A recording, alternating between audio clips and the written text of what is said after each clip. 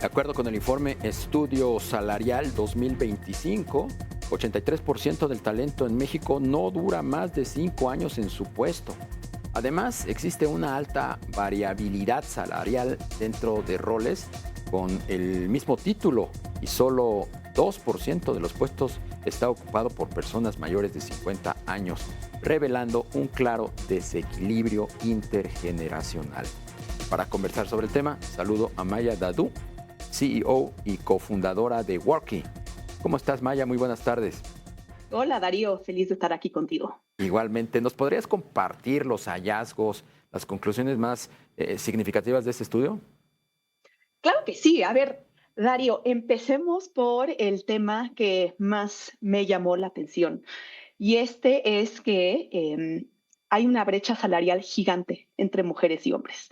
El hombre en promedio está ganando 31,000 pesos al mes. Una mujer promedio está ganando 23,000 pesos al mes. Y esto significa que hay una brecha del 25%. Y sé que estamos escuchando este tema de forma recurrente, pero aquí validamos los datos y efectivamente las mujeres están ganando 25% menos que los hombres.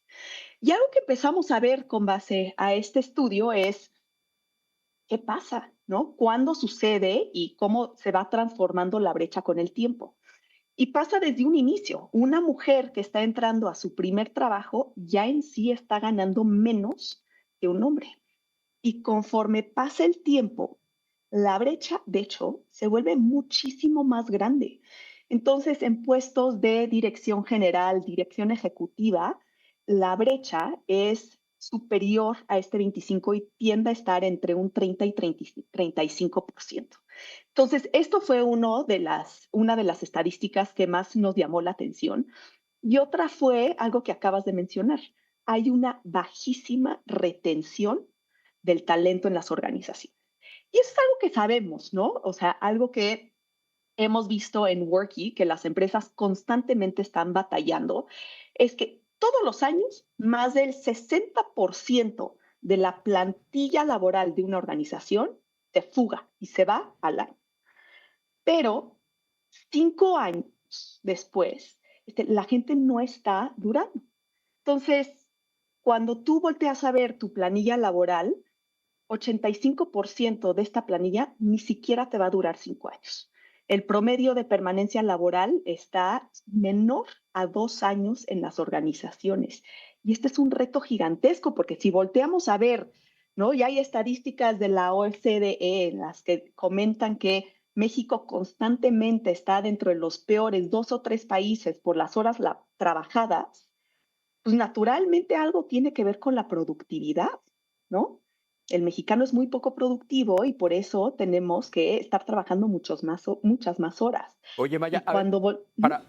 para ir cerrando eh, los temas, ¿dónde están fallando las empresas? ¿Por qué se da esa brecha de 25% y por qué son incapaces de retener a sus colaboradores? Yo te diría que la brecha se genera porque no hay datos. Y es lo primero que tenemos que voltear a ver con las organizaciones. No hay datos que te digan, oye, en promedio, cuánto ganan las mujeres y cuánto ganan los hombres. Los departamentos de RH y los departamentos de finanzas no tienen estas estadísticas. Simplemente no tienen la tabla y no le han dedicado este tiempo. Ahora creo que se viene algo positivo dentro de 2026 y es que hoy en la Cámara de Diputados está circulando una ley que promueva esta equidad de compensación. Y ahora, ¿cuáles son las penalizaciones por la equidad de compensación? Simplemente es que lo corrijas. Entonces, creo que esto es algo sumamente positivo que está por ocurrir dentro de nuestro país. Eso es en cuanto a la brecha salarial y en cuanto a Correcto. la eh, pues, transición o fuga de talento en las organizaciones empresariales, ¿a qué se debe y esto cómo las está impactando? Yo lo que veo, Darío, es pésimas prácticas de recursos humanos, ¿no? La empresa mexicana contrata al primer administrador de recursos humanos cuando está llegando a los 50 colaboradores. Y cuando tú ves países más desarrollados, oye, ¿cuántos colaboradores tienen? ¿Cuándo contratan al primer administrador de RH? Es cerca de 25. colaboradores. Entonces, desde inicio estamos viendo que las empresas mexicanas no le están destinando foco a mejores prácticas de recursos humanos. Y ahora, también hay un hecho muy fuerte que estamos viendo en México, que la mayoría de las organizaciones son pymes. Y las pymes, la realidad es que no pueden estar pagando salarios competitivos. Tú volteas a ver, por ejemplo, a ver, de los 50 millones de mexicanos profesionistas que somos, más del 50% está trabajando en el mercado informal. Y esto no se nos puede olvidar que es sumamente importante hoy que marcamos el Día del Trabajo.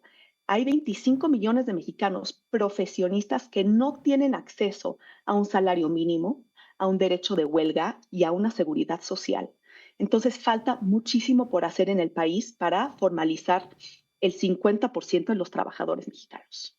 ¿Cómo está influyendo también las generaciones, particularmente en este tema de la fuga de factores humanos en las corporaciones, en las empresas, incluso hasta en las pymes? Influye pues que son jóvenes que tienen una visión de la vida y una visión del trabajo muy distinta a quienes tienen 40, 30, 50 años. Totalmente, las necesidades son sumamente distintas, ¿no? A ver, creo que hay un contexto muy fuerte y lo estábamos mencionando, la gente no te está durando más de 5 años en tu organización. Y de hecho, mencionaste una estadística muy interesante, que es menos del 2% de los puestos en una empresa están ocupados por gente de más de 50 años. Y esto es alarmante porque tú cuando ya piensas en una generación mucho más estable, con conocimiento que va a ser mucho más redituable dentro de tu empresa, es gente que tiene mayor a 45 años. Estos ya son líderes con capacidad de gestionar equipos, de tomar decisiones, de operar con un nivel de excelencia superior. Y las organizaciones simplemente o no les están dando la oportunidad para que trabajen en las empresas o no les pueden pagar el salario que estas personas requieren. Maya Dadú, CEO y cofundadora de Worky, muchísimas gracias por atender a nuestra llamada. Gracias, Darío. Hasta pronto.